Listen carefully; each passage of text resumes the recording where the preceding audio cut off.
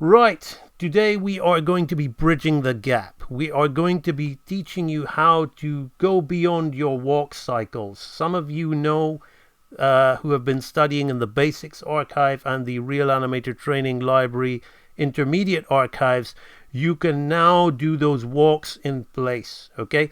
And you understand how to do it. You've been drumming through them all those quadruped cycles, all those biped cycles, 7 different biped cycles, including the 4-step cycle, and 7 quadruped cycles, including the one with the cartoon dog as well. So, but now we're going to try and put that walk, you can see here with this, actually animating it when it's not in a cycle in a different view. So you can see that the character's square on here, and she's taken 2 steps forward here like this. And they're very subtle, very naturalistic. And this is all from the top of my imagination. I'm making the character act. Now, one of the things that I want you to understand about this is if you can see, even looking at this, just how important that figure of 8 arc is. If we look at this pelvis section here, let me just make my brush fat. Just look at this pelvis section here, and you just watch it. You're going to see that figure of 8 arc happening, the tilting of the pelvis, the shifting of the weight, and all that stuff that gets drummed in those basic archives and those anatomy archives. You see me constantly hitting that stuff home, where you're going to see it apply here. Now what I'm going to do is I'm going to reanimate this for you, because I've worked it out, and as I was doing it, it suddenly dawned on me that this would make a great lecture to put in my random lectures archive.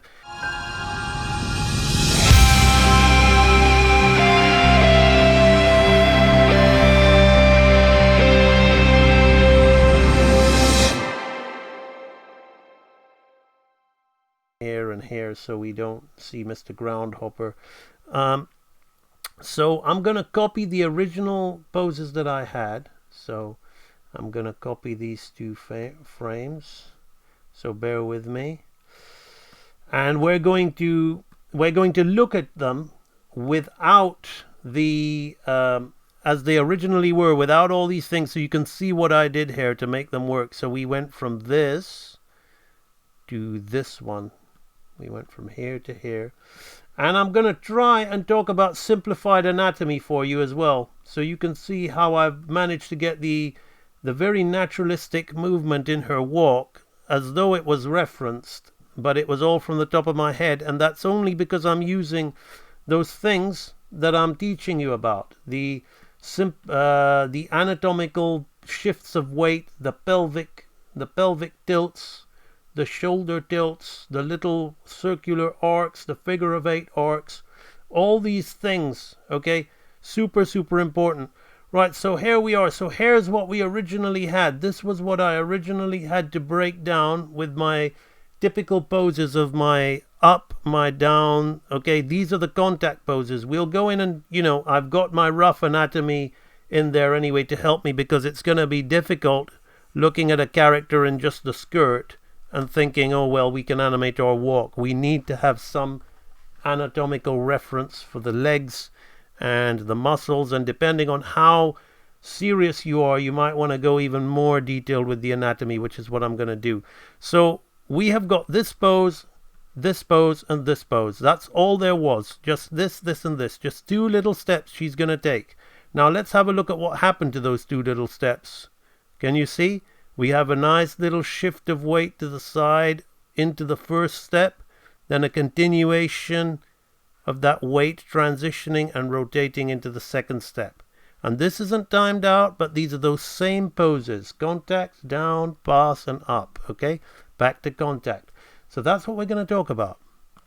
So let me switch over to this. Now I'm going to turn on my roughs. and you're going to see, and I'm going to put these in blue so you can see. Can you see here that I've actually gone and I've drawn in the actual figure, okay? So you can actually see just how to get these poses. If I turn that off and we look at it in the view, this is the difference between what I call real animator and half-ass animator. if you just animate like this, you're never going to get that naturalistic quality to your animation. You're just going to guess. You're going to slide the body around and go, does it look like a walk? Oh, yeah. But it won't really feel like a walk. It won't really feel like a walk. So what we want to do is, if you look at what I've done here, and I'm going to put all these in blue so you can see, and then I'm going to animate in red.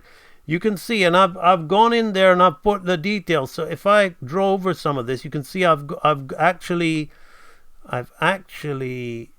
gone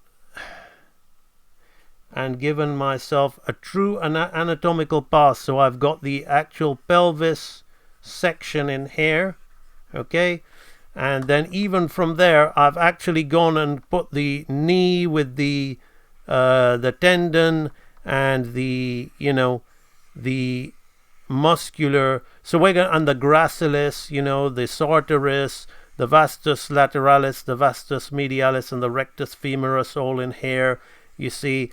So I'm going to explain to you, even on here you can see where I've got the patella tendon coming into the tibialis anterior, okay, and I'm going to talk about all that. I'm not going to go into all of the details of fibularis brevis, fibularis peroneus longus, fibularis brevis, fibularis tertiaris, extensor digitorum helicus, extensor digitorum longus, tibialis anterior. We're not going to bother with that. This is just going to be the simplified anatomy that's helped me go and able to do all this, to get all this in there. It's very, very important to do that if you want to get your animation correct.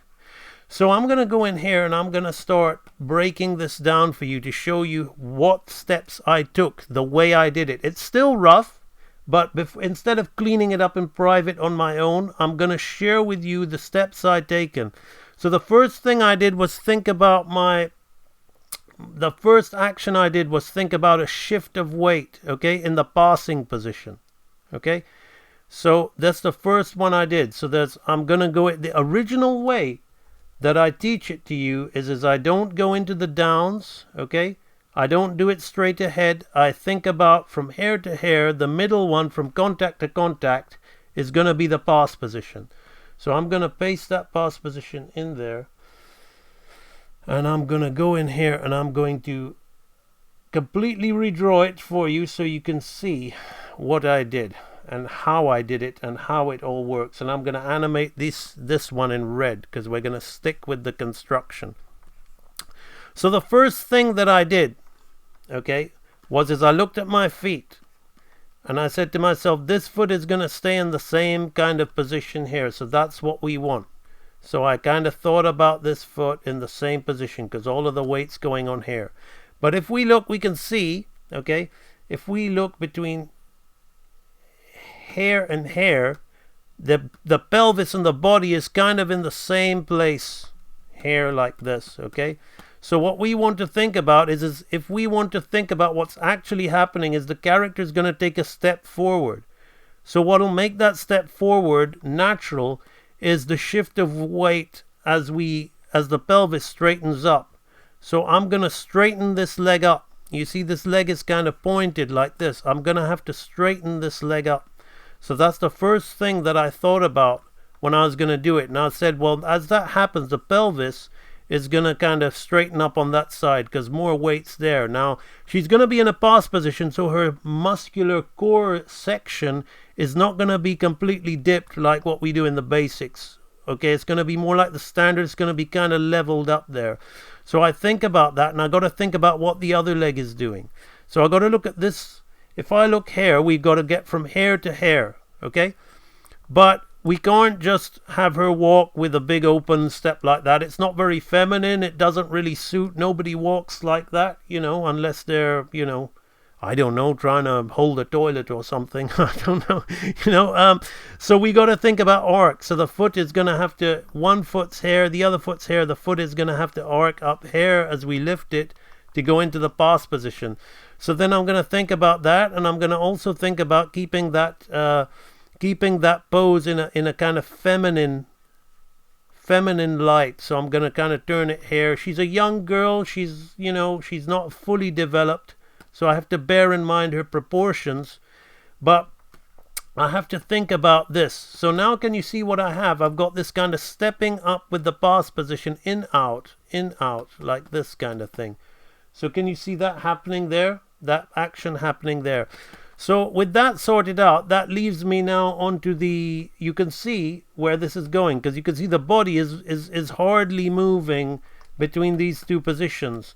So I can't have the body just there. The whole body has to come and shift up over on this side. Okay, the whole body has to come and shift, and there's a slight tilt here, so I'm going to put a slight tilt in the body here like this. So this is exactly the way that I did it. I drew this kind of coat hanger outline silhouette, so you can see that that's how I'm kind of beefing up this half hair. Then I thought about, well, the hand. What's happening with the hand? The acting of this particular scene is, if we look, she's kind of slow. She's not going to be doing much with her hands. All we want is this hand is going to slowly lower, and this hand is going to just kind of stay where it is. This is going to stay in position. So you have to try and think about that in that mentality. So one of the things is, again, I'm going to think about the arcing. So I'm up here, I'm down there. I don't want to do a boring straight thing like that. So I'm going to kind of have that hand in place, so we can see that arc happening there like that. So that hand is kind of going to be in place, and that's going to kind of give me an idea what's going on with the shoulders and the elbow there as well. Again, similarly with this, if the body is moving this way, I don't want to do much with this hand. I want to keep it by her side. Okay, so I'm going to just keep it by her side, but move it so it's just moving kind of in accordance with the way she's moving. Now I'm going to have my center line. Now I'm going to think about this. I've got to go from this pose. We've got a slight turn in the head here. Okay. Now you'll remember when we do our standard walk, how I like to draw the pelvis box, and I like to go like this, and I like to have one foot on this side and the other foot on this side, and we see the rotation in the pelvis. Okay, so we see a little bit of three-dimensional rotation in the pelvis, and we twist the body and all that. You'll remember in the Stickman lectures. Okay, but so that's the same thing is happening here, guys. Okay, if we have a look, we can see that there's a definite bit of perspective going on with her feet. So the body is going to be slightly turned. Her center line is facing us, but there's a bit of torque. You'll notice I've been quite detailed with my anatomy here. Okay, I've had to do that because I want to get a naturalistic feel in my poses. I don't want this to just be like the final drawing with just this empty skirt. You'll see that this is how good Disney stuff is. You just don't know how serious the work that goes into it is. We don't just guess with an outline shape and you know, it gets oversimplified, but there's a lot of complexity underneath. So I'm going to turn this body out this way like this. Okay, so we see the turning happening there before she turns this way. Now I've got to think about the head. Okay, this head is kind of, this is the eye line. Okay, this head is straight. Now I could just have it just go and look this way, but I figure that if we're shifting weight, we've got a bit of pelvis hair, we got a bit of arm hair. Wouldn't it be nice to have the head doing this? Okay, because that'll really add to the naturalistic feel of the character, having some nice shoulder counter, hip, pelvis counterbalancing. So that's exactly what I'm gonna do with the head. I'm gonna put the eye line there and think, well, we're gonna kind of turn her head this way like that. So this is what I originally block out like this. I originally look at this and block that and go, yeah, that's kind of working to me. I can see where I'm gonna go with that. Okay, so you notice how there's a subtle, there's not a big swing in the pelvis. Okay, that we're not really putting a big swing in the pelvis now. So this down has to literally be more of a down. Okay, we've just got to bring the pelvis down, but we got to tilt that pelvis. Okay, and this is an amazing exaggeration what I have here. So I want you guys to see the way I've just put this line here. Let me put my box here to keep that pelvis So can you see the pelvis in action, the tilt, okay, going on in that? And we want to bring the knee in and out to represent a bending in the knee. So that knee is going to bend forward and straight. So can you see how this knee is going to arc like this? Okay, can you see the arc of the knee working here, the mechanism of the knee in action as we do that? So again, we're going to bring the sartorius around, the vastus lateralis around, the tensor fasciae latae, the iliotibial tract, the gracilis, okay, which comes here like this, and all the abductors in here. Again, squash and stretching the foot, but we're not going to really draw that foot. And what we're gonna, I'm gonna fatten the gastrocnemius even more here. So can you see the squash and stretch happening in the leg? Okay. The squash and stretch happening in the leg there. Can you see that? Absolutely working there. And this is all, you know, unreferenced, just knowledge, the application of knowledge. Right. So, what have we done today? I have systematically told you how to go beyond doing a walk cycle in place, being able to animate a real world walk while using those principles of the pelvic tilt, the figure of 8 arc that is drummed into you from the very beginning of the Real Animator Training Library when you start doing your cycles. The up position, the down position, the contact, the pass, the hip and shoulder counterbalance. Okay, but here we are seeing it all in action. Okay, so the mechanics, and I've given you some simplified anatomy of the legs. Okay, you're going to want to learn real anatomy, but I've given you some simplified anatomy of the legs to enable you to understand how those legs work, so you can see that we can have an unreferenced walk feel very natural. Okay, and it's going to feel even more natural when we look at it in context of the scene. Okay, so first we're going to look at it. You see all of that information and we don't even see it. This is what we see in the final film. Okay, we see just the steps like this. Okay, but the point is she's really walking. She's really walking. As far as I'm concerned, she really is alive, and that's what real animation is all about. So in the context of the scene, we've got like big movements. We've got like a skipping cycle. Let's look at this. Her foot comes down, continuation comes out, skipping cycle, pulls away, camera pulls away. She stops in her tracks. She straightens up. She kind of corrects her hair. She's looking at us. Now she takes 2 steps forward. Okay, so this is gonna really help the acting. Can you see how that little head, you see, this is primary and secondary action happening right here. Because what you can see is the primary action is that she's noticed something and she's walking towards us. The secondary action is the acting that really sells that. So she's noticed something, she straightens up. The secondary action, she fixes her hair. Okay, she's going to do a double blink, which I haven't put in here. That's more secondary action. But now look at this lovely little head angle, this head adjustment as she walks forward. Okay, that kind of little head adjustment, that senses that she's approaching with interest. What have I just seen? Okay, what's that there? Okay, so this is the body language all happening. So in order for me to get that, in order for me to get that kind of depth to my animation, it's been very important for me to go beyond the frame and actually animate the character like that. And if we go to some of these other roughs here, the same deal for this. Okay, look at this here. Okay, look at this frame here. Okay, there she is. She's jumping away from us. So we have an idea that I've gone and done all of that stuff. That's how I always animate, because we want it to be convincing. We want our audience to buy our story. So that is why we need to be at the top of our game when we do this kind of stuff, which is the way to have your A game all the time is to know everything.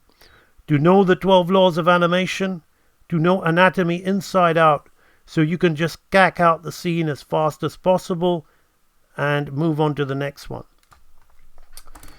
But I won't pretend to you that at your stage learning, the point of this lecture, the takeaways of this lecture for you has been knowing how to go beyond the walk cycle, that simple cycle in place that you learn to animate from practically every course. You don't learn it as well as you do from my course, Real Animator Training, but you learn it regardless, whatever you do. Well, now you're watching me put it in context, in a real world scene. I'm using everything that I've learned from doing walk cycles and putting them into play in this sequence here. The shift of weight, the counterbalance, the figure of 8 arc, the head angles that we see in the standard walk. Now maybe some of you who are following Real Animator Training are now going to be more excited as you see those, why you need to learn how to do those head sways with the stick figure and all those different things, because you've seen them at play here. Okay, you have been watching an AMB Animation Real Animator Training Library lecture. This is going to go into the archives of the world's best place to learn hand-drawn animation, bar none, the AMB Animation Real Animator Training Library. If you go to ambaniimation.com and you click on Real Animator Training, you will be taken to this page here where you can watch a video to find out about the Real Animator Training Library. If the video is too long for you, you can just read this stuff here and watch the video broken down into these small sections which explain to you what is in each archive of the training library. You can also read about why it works so well, who it's not for, shit for brains, okay? And also, you can listen to what some members of the training library are saying about their experience. If you click on here, you will see it will take you to a place where you will find out that you're getting animation training, which, here you see me giving feedback. I've got to say that the library doesn't offer feedback. It's a standalone thing, but I give feedback out of the goodness of my heart as and when I can. So that's voluntary on my part. But here you can see me giving feedback to a training library member who has worked at Walt Disney Pictures of all places. So that's the caliber of people joining this place. We also have people who have been to CalArts, Bluth University, Full Sail, Animation Mentor. There's a course in London run whose head of animation faculty is Alex Williams, the son of Richard Williams. We have people on that course joining this place. So that's the caliber of people, and you can basically join this place for the price of a child's toy. You're getting, some places charge you 180 grand. Some of those courses charge you 180 grand for their course. Some of them maybe 40 grand. But you're getting this for the price of an iPad Pro.